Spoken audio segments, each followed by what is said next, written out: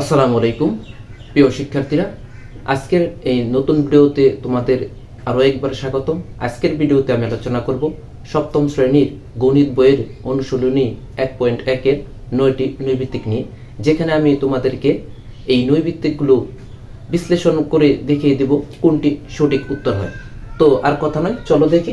দেখো, শুরুতেই আমাদের 1 নাম্বার একটি নৈর্ভিত্তিক আছে 289/361 এর বর্গমূল কত।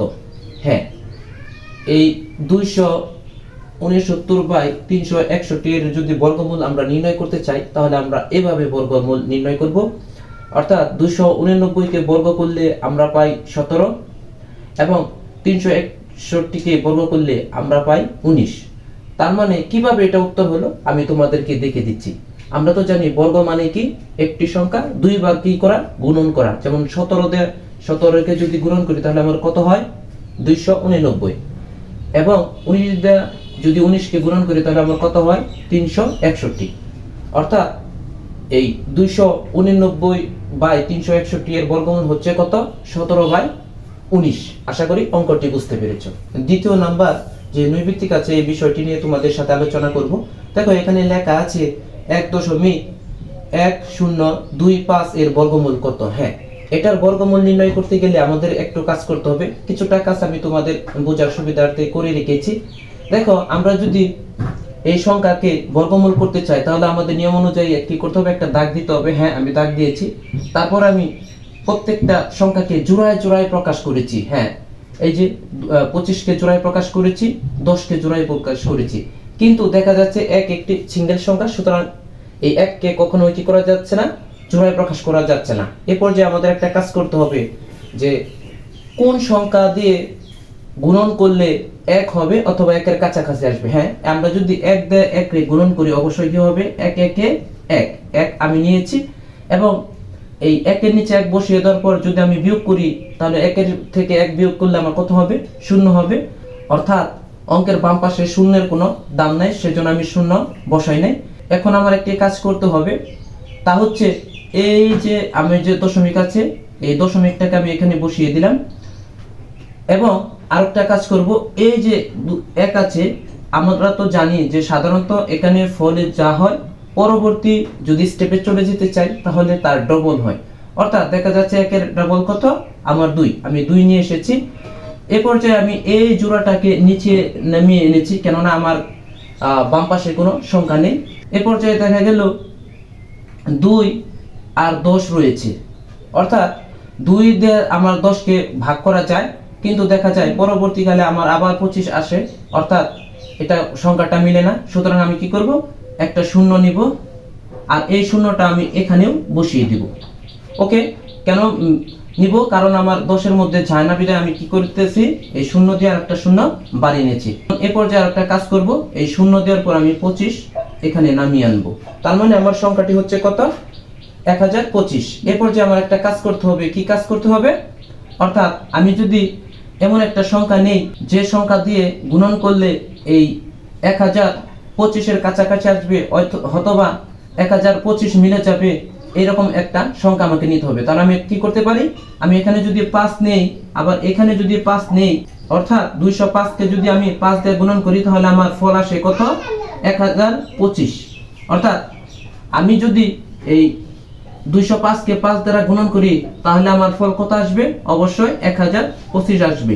তার মানে 2 নাম্বার অঙ্কের উত্তর হচ্ছে কত, 1.05। এ পর্যায়ে আমি 3 নাম্বার একটি নৈর্ভিত্তিক প্রশ্ন নিয়ে এই অনুশীলনীর তোমাদের সাথে আলোচনা করব।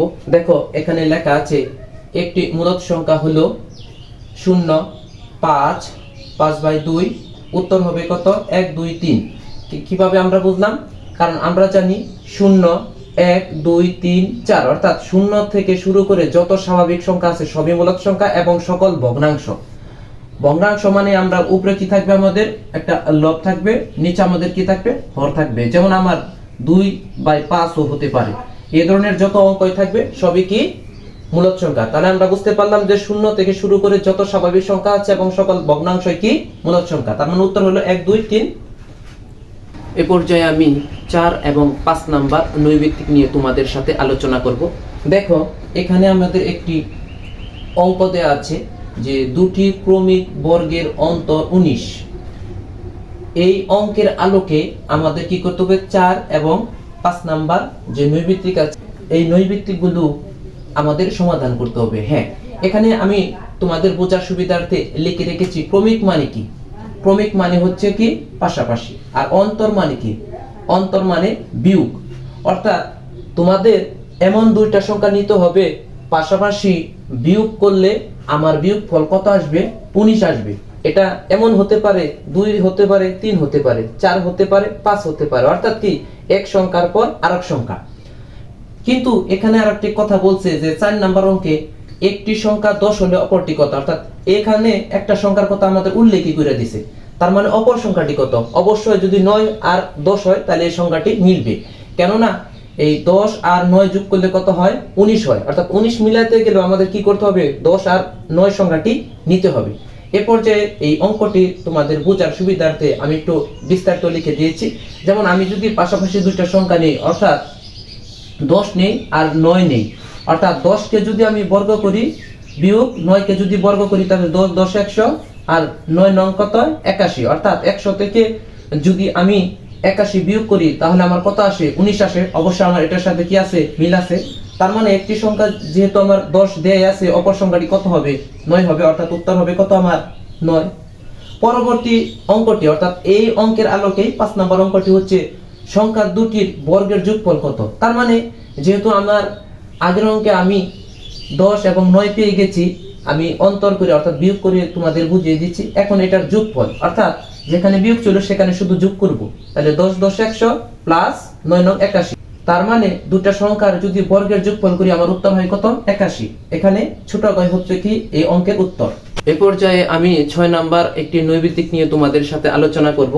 দেখো এখানে লেখা আছে 0.01 এর বর্গমূল নিচের কোনটি। হ্যাঁ, এই অঙ্কটি যদি আমরা খুব সহজে করতে চাই তাহলে আমাদের একটা কাজ করতে হবে। প্রথমত আমরা সংখ্যাটি লিখলাম, এ পর্যায়ে আমি একটা দাগ দিব, তারপরে কি করব, জোড়ায় আবদ্ধ করব। হ্যাঁ, করলাম।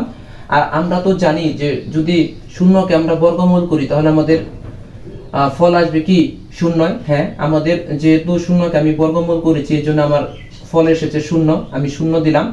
আর আমাদের এই যে দশমিক চিহ্ন, এই দশমিক চিহ্নটাকে আমরা কি করব, এখানে বসিয়ে দিব। এ পর্যায়ে এই জোড়ার নিচে আমাদের দেখতে হবে কোন সংখ্যাটি নিলে এই জোড়াটি মিলবে। হ্যাঁ, আমরা আবারও জানি যে আমরা যদি বিশেষ করে 1 কে বর্গমূল করি আমাদের কত আসবে, 1 আসবে। হ্যাঁ, আমি এখানে 1 নিলাম এবং আমি এই জোড়ার নিচে কি করলাম, জোড়ায় যা আছে তাই বসিয়ে দিলাম। তার মানে আমার উত্তর হচ্ছে কত, এই যে খ নাম্বার, অর্থাৎ 0.1 হচ্ছে কি এই বর্গমূলের উত্তর। এ পর্যায়ে আমি 7 নাম্বার নৈর্ব্যক্তিক নিয়ে তোমাদের সাথে আলোচনা করব। দেখো এখানে লেখা আছে কোন সংখ্যার একক স্থানীয় অঙ্ক 2 বা 8 হলে তার বর্গ সংখ্যার একক স্থানীয় অঙ্কটি হবে কত। তার মানে এই অঙ্কটি বোঝার জন্য আমি তোমাদেরকে একটি সূত্র শিখিয়ে দিচ্ছি। তা হচ্ছে যে যে দুইটা সংখ্যা আমার দেওয়া আছে তার উপর আমি বর্গ করব। হ্যাঁ, আমি 2 এর উপর কি করেছি, বর্গ করেছি। মানে 2 এর উপর বর্গ করলে 2 কয়বার হবে, 2 বার হবে। হ্যাঁ, তাই লিখেছি, 2 দ্বিগুণে 4 হয়েছে। এবং আমাদের 8 দেওয়া আছে, 8 এর উপর আমি বর্গ করেছি। বর্গ করার ফলে আমি 8 কে 2 বার লিখেছি। 8 8 কত আমার 64। আর তোমরা তো জানো যে সংখ্যা সাধারণত গণনা শুরু হয় ডান পাশ দিয়ে, অর্থাৎ একক, দশক, শতক, হাজার। আমরা যদি এই অঙ্কটি গণনা করতে যাই তাহলে আমাদের শুরুতে কত আসে, 4 আসে, অর্থাৎ একক। আবার যদি আমি এই অঙ্কটি গণনা করতে চাই তাহলে শুরুতে আমার কত আসে, একক, তার মানে 4, অর্থাৎ এই অঙ্কটির উত্তর হচ্ছে 4। এ পর্যায়ে আমি 8 নাম্বার নৈর্ব্যক্তিকটি নিয়ে তোমাদের সাথে আলোচনা করব। দেখো এখানে লেখা আছে 3 × 7 × 5 × 7 × 3 কে কত দ্বারা গুণ বা ভাগ করলে পূর্ণবর্গ সংখ্যা হবে। হ্যাঁ, আমরা তো সাধারণত এই অধ্যায়ের আগের পৃষ্ঠাগুলোতে সাধারণত গুণ এবং ভাগের নিয়মগুলো দেখেছি।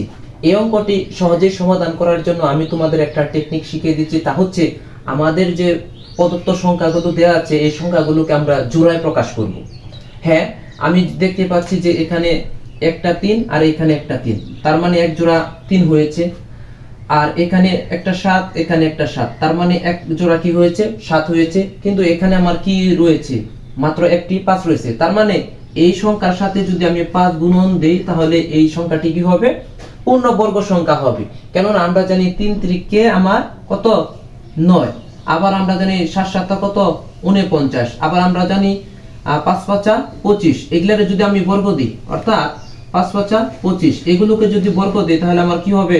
সবগুলোর আমার একটা কি পূর্ণ মান আসবে। তার মানে এই সংখ্যাটির উত্তর হচ্ছে কত? 5। এই 1.2 অনুশীলনের সর্বশেষ নৈর্ব্যক্তিকটি নিয়ে তোমাদের সাথে আলোচনা করব। আর সর্বশেষ নৈর্ব্যক্তিক নাম্বার হচ্ছে 9। দেখো এখানে লেখা আছে নিচের কোনটি অমূলক সংখ্যা?